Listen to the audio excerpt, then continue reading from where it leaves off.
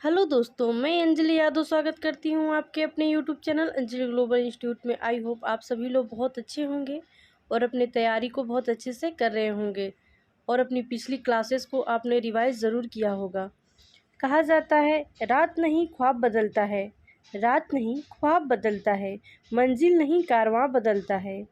जज्बा रखो जीतने का हरदम, जज्बा रखो जीतने का हरदम, क्योंकि किस्मत चाहे बदले ना बदले लेकिन वक्त ज़रूर बदलता है। तो इसी लाइन के साथ आज के क्लास को हम कंटिन्यू करेंगे।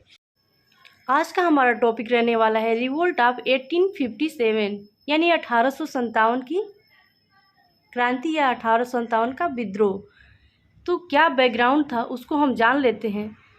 तो हम देखेंगे जब बैकग्राउंड की बात आएगी तो हम देखेंगे कि ब्रिटिश साम्राज्यवादी नीति और ब्रिटिश आर्थिक नीति, ये दो पॉइंट बहुत ही इम्पॉर्टेंट है। हालांकि ये दोनों पॉइंटों को हमने पीछे बहुत ही अच्छे से एक चैप्टर के थ्रू पढ़ लिया है कि ब्रिटिश साम्राज्यवादी नीति क्या थी और ब्रिटिश आर्थिक नीति क्या थी। उसमें हमने देखा कि जो ब्रिटिश साम्राज्यवादी नीति है और ब्रिटिश आर्थिक नीति है, इन दोनों नीतियों से जो देसी राज्य हैं वो बहुत ही परेशान हो रहे हैं, जिसमें किसान, मजदूर, जमींदार, ये तीनों वर्ग जो है बहुत परेशान हो रहे हैं। लगभग भारत के हर वर्ग जो है बहुत परेशान हो रहे हैं, क्योंकि भारत की अधिकतम आबादी जो है गांव में थी और गांव के अधिकतर लोग किसान थे। आपने साथ ही साथ ये देखा कि परेशानी क्या है उनकी। उनकी परेशानी है गरीबी, उनकी ऋणग्रस्तता, अकाल की बारंबारता। अब ऋणग्रस्तता में आपने देखा कि ऋणग्रस्तता से जूझने के कारण वो महाजनी शोषण के शिकार होते जा रहे थे। तो ये सब पॉइंट बहुत ही इम्पोर्टेंट है, तो आप ध्यान रखिएगा कि 1857 की जो क्रांति है उसके पीछे का क्या बैकग्राउंड था, तो आपको समझ आएगा कि आखिरकार 1857 की क्रांति क्यों हुई। साथ ही हम देख लेते हैं 1857 के विद्रोह के प्रमुख कारणों में राजनीतिक कारण को। उसमें हम देखेंगे कि 1857 की क्रांति के राजनीतिक कारणों में लॉर्ड वेलेस्ली जो था उसकी सहायक संधि और लॉर्ड डलहौजी का जो व्यापकता का सिद्धांत था, ये दोनों ही सिद्धांत जो हैं प्रमुख कारण थे। साथ ही साथ बहादुर शाह जफर जो थे उनके साथ अपमानजनक व्यवहार किया गया और अवध का विलय कर लिया गया। उस पर लॉर्ड डलहौजी जो है वो हड़प नीति नहीं लगा पाया, इसलिए उसने कुप्रशासन का आरोप लगाया और 1856 में अवध को विलय कर लिया। तो ये सब कारण जो है राजनीतिक कारण बने। राजनीतिक कारण में आप ये भी देखेंगे कि रियासतों के जब विलय कर रहे थे अंग्रेज़, तो उसके बाद वो क्या कर रहे थे कि वहाँ के जो राजा होते थे, जो पेशवा होते थे, उनको वो पेंशन देते थे। तो इसी संदर्भ में आप देखेंगे कि रियासतों के विलय के अतिरिक्त पेशवा की पेंशन रोके जाने का विषय भी असंतोष का कारण बना। उसने क्या किया, अंग्रेज़ों ने क्या किया कि जो नाना साहब थे उनका पेंशन रोक दिया। तो ये भी एक बहुत ही महत्वपूर्ण कारण बना, राजनीतिक कारण बना 1857 के विद्रोह का। अब हम देख लेते हैं प्रशासनिक कारण क्या थे। तो इसमें हम देखेंगे कि अंग्रेज़ों ने भेदभावपूर्ण नीति अपनाई और उन्होंने क्या किया कि भारतीयों को प्रशासनिक सेवाओं में सम्मिलित नहीं होने दिया और जो उच्च पद पे भारतीय पहले से मौजूद थे उनको भी हटा के ब्रिटिश जो लोग थे उनको नियुक्त कर दिया। अब इससे क्या हो रहा है कि जो भारतीय हैं वो भारतीयों के मन में आक्रोश का भाव जागृत होता है, जो 1857 की क्रांति के रूप में सामने आता है। और उन्होंने क्या किया कि अंग्रेजी का प्रसार किया और जो देसी भाषाएं हैं उनका उपेक्षा किया। और साथ ही साथ अंग्रेज न्याय के क्षेत्र में भी स्वयं को भारतीयों से उच्च व श्रेष्ठ समझते थे।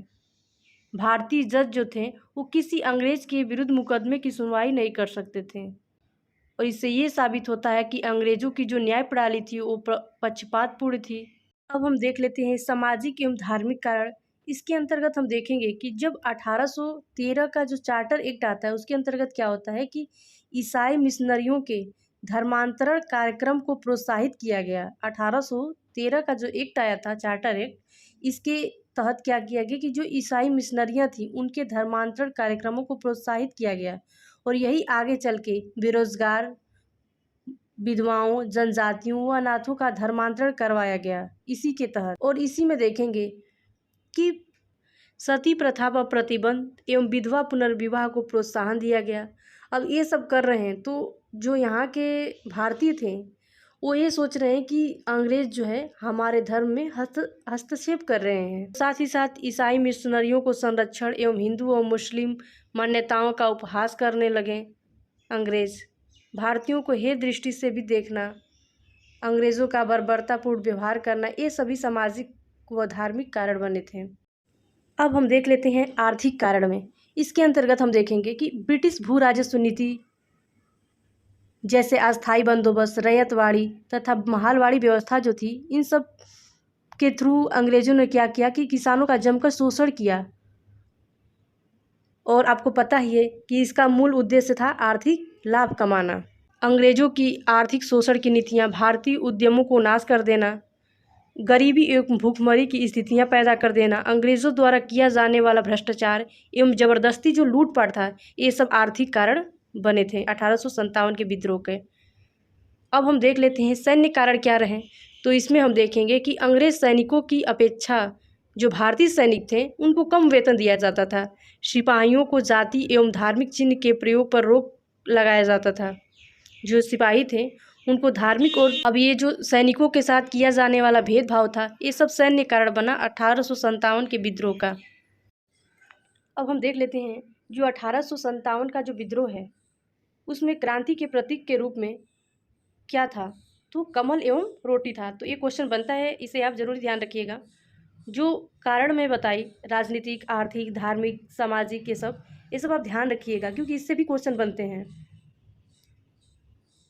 तो देख लेते हैं कमल व रोटी को क्रांति के प्रतीक के रूप में क्यों अपनाया गया। तो इसे हम जानेंगे कि जो कमल का फूल है उसको एक दूसरे को दे के, कमल के फूल को एक दूसरे को दे के क्रांति का आह्वान किया गया। और रोटी इसलिए लिया गया क्योंकि उस समय देश में भूखमरी थी, गरीबी थी, इसलिए रोटी को प्रतीक के रूप में लिया गया। अब हम देख लेते हैं घटनाक्रम। अब तत्कालीन कारण हम जान लेते हैं कि उस समय का तत्कालीन कारण क्या रहा। तो हम देखेंगे कि दिसंबर 1856 में ब्राउन बेस की जगह भारत में एनफील्ड राइफल का प्रयोग शुरू हुआ। इन राइफलों में बैरकपुर, दमदम व मेरठ में बने चर्बी युक्त कारतूस का प्रयोग किया जाता था, जिसमें गाय व सूअर की चर्बी लगी होती थी। तो ये सब पॉइंट ध्यान रखिएगा आप। अब विद्रोह की शुरुआत हम देख लेते हैं। तो विद्रोह की जो शुरुआत है, दमदम सैन्य छावनी से इसकी शुरुआत 23 जनवरी 1857 को हुई।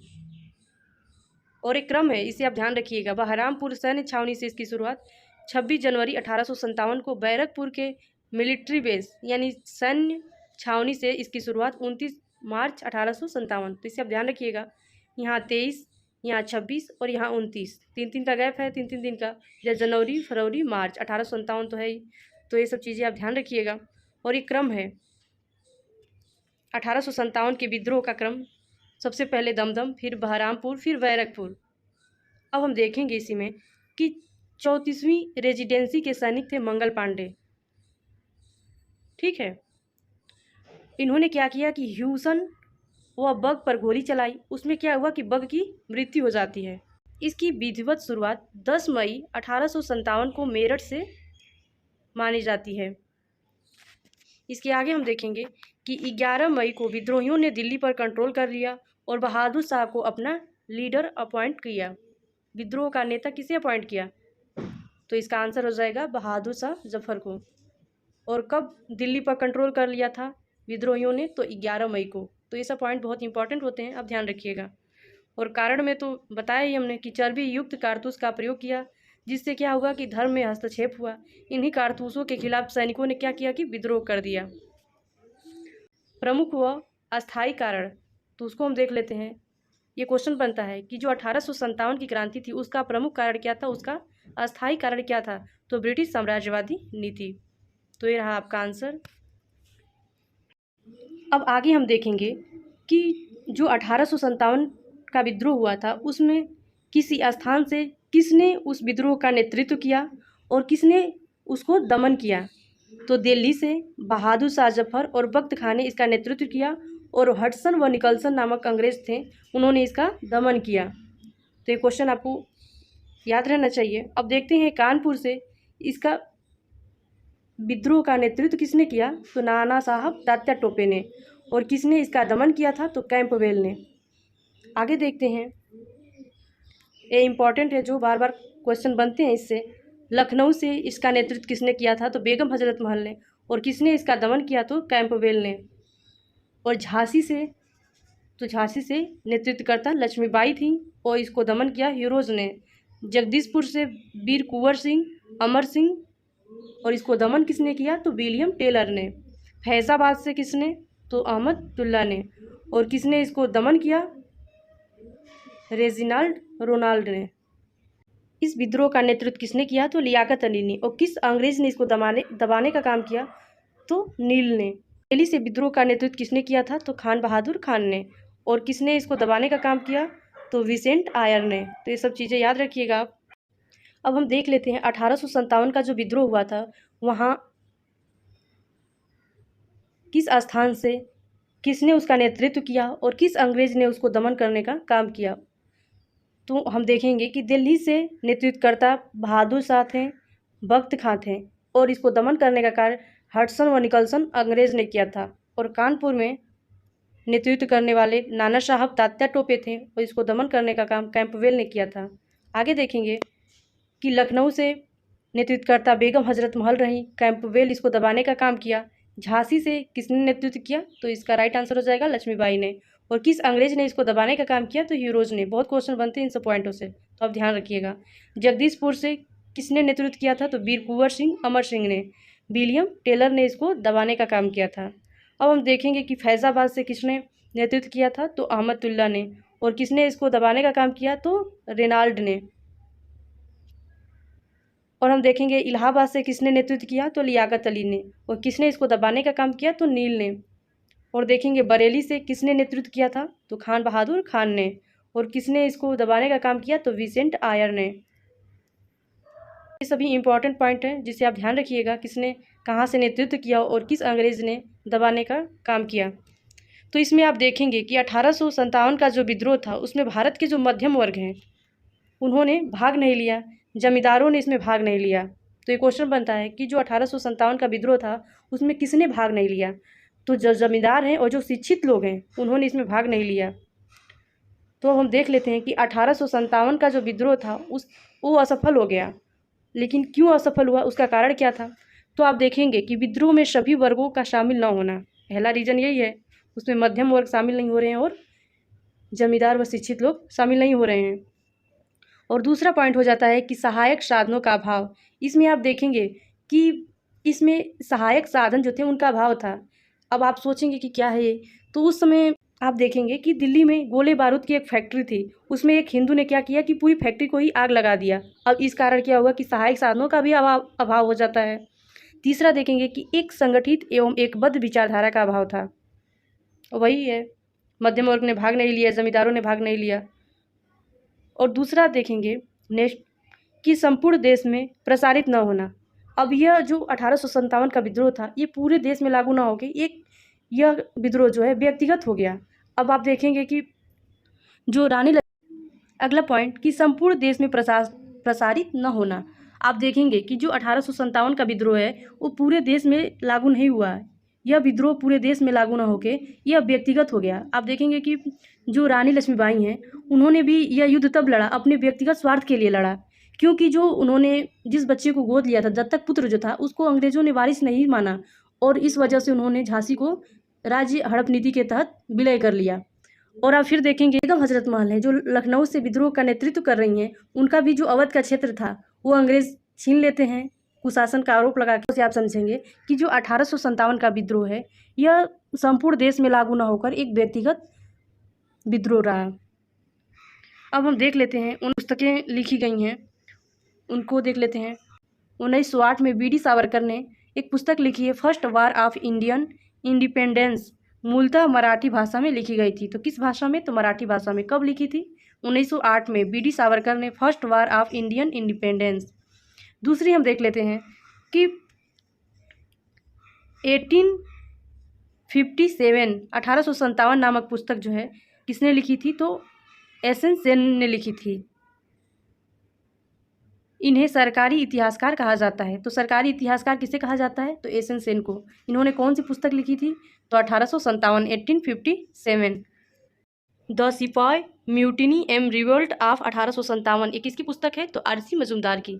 तो ये भी पुस्तक इंपॉर्टेंट है, इसे ध्यान रखिएगा। अब हम देख लेते हैं अगला पुस्तक 1859, कहीं कहीं 1858 भी लिखा रहता है, 1859 1858। Causes of Indian, sir Syed Ahmad Khan की पुस्तक है, तो ये भी ध्यान रखिएगा आप। आगे देख लेते हैं हम जो इम्पोर्टेंट पॉइंट है। 1857 की क्रांति के समय ब्रिटिश प्रधानमंत्री कौन था? तो ये क्वेश्चन बनता है, तो कौन था? पार्मिस्टर्न। और वहाँ की महारानी कौन थी? तो महारानी विक्टोरिया। मुगल बादशाह कौन था? तो बहादुर शाह जफर। गवर्नर जनरल कौन था? तो कैनिंग था। ये सब पॉइंट बहुत इंपॉर्टेंट होते हैं, वो ध्यान रखिएगा। और कौन प्रतीक था? तो कमल और रोटी, साथ ही साथ इसे भी आप ध्यान रखिएगा। अब देख लेते हैं कि 1857 की जो क्रांति हुई उसका परिणाम क्या हुआ, उसका रिजल्ट क्या हुआ। तो हम देखेंगे कि स्वतंत्रता के संग्राम की दृष्टि से भले ही यह विद्रोह असफल रहा हो, परंतु इसके दूरगामी परिणाम काफ़ी उपयोगी रहे। मुगल बादशाह का दरवाज़ा सदा के लिए बंद हो गया था। ब्रिटिश क्राउन ने कंपनी से भारत पर शासन करने के सभी अधिकार वापस ले लिया, यानी कि transfer of power. East India company से ब्रिटिश सरकार के पास शक्ति का हस्तांतरण हो गया। गवर्नर जनरल जो था अब वायसराय के नाम से जाना जाने लगा और मुगल शासन जो है हमेशा के लिए समाप्त हो गया। और प्रथम वायसराय कौन हो गया? तो कैनिंग हो गया। अब हम देखेंगे कि भारतीय विद्रोह की संख्या यूरोपीय शक्तियों की तुलना में विद्रोह के पूर्व 5:1 थी, लेकिन 1857 के बाद महारानी का घोषणा पत्र आया और पील कमीशन आया और इसकी सिफारिश को माना गया और अब यह संख्या घटा के 2:1 कर दी गई। तो कितनी हो गई? तो 2:1 कर दी गई। पहले 5:1 में थी, फिर पील कमीशन आ रहा है, उसके बाद 2:1 में हो जा रही है। और आप देखेंगे कि 1858 के अधिनियम के तहत भारत के गवर्नर जनरल को वायसराय कहा जाने लगा। इस तरह लॉर्ड कैनिंग भारत का प्रथम वायसराय बना। ब्रिटिश के साम्राज्य विस्तार को रोक दिया गया। धार्मिक मामलों में हस्तक्षेप, सबके लिए एक समान कानूनी सुरक्षा उपलब्ध कराना, भारतीयों के प्राचीन अधिकारों की सुरक्षा व रीति रिवाजों के प्रति सम्मान के वायदे भारत सरकार अधिनियम 1858 के तहत किए गए। तो ये क्वेश्चन बनता है कि 1858 के तहत क्या किया गया?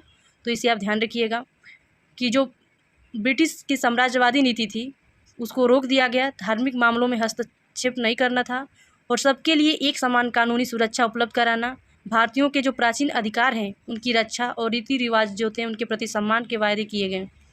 फिर आप देखेंगे कि 1858 का जो महारानी का घोषणा पत्र आया था उसके तहत ये हुआ कि अंग्रेज़ों की सेना का पुनर्गठन किया गया ताकि भविष्य में ऐसी घटनाओं से बचा जा सके। तोपखाने जो थे वो पूर्णतः यूरोपीय सैनिकों के हाथों में सौंप दिया गया। मुझे उम्मीद है आज की क्लास आप सभी लोगों को बहुत पसंद आई होगी और 1857 के विद्रोह से बनने वाले सभी क्वेश्चन आपके सॉल्व हो सकेंगे और एक कंसेप्ट भी क्लियर हो चुका होगा। तो आज की क्लास आपको कैसी लगी आप मुझे कमेंट बॉक्स में ज़रूर बताइएगा। अगर क्लास अच्छी लगी हो तो एक लाइक ज़रूर करें। अगर आप चैनल पर नए हैं तो चैनल को सब्सक्राइब करें, बेल आइकन को प्रेस करें जिससे आगे आने वाली कोई भी नोटिफिकेशन आप तक सबसे पहले पहुँचे।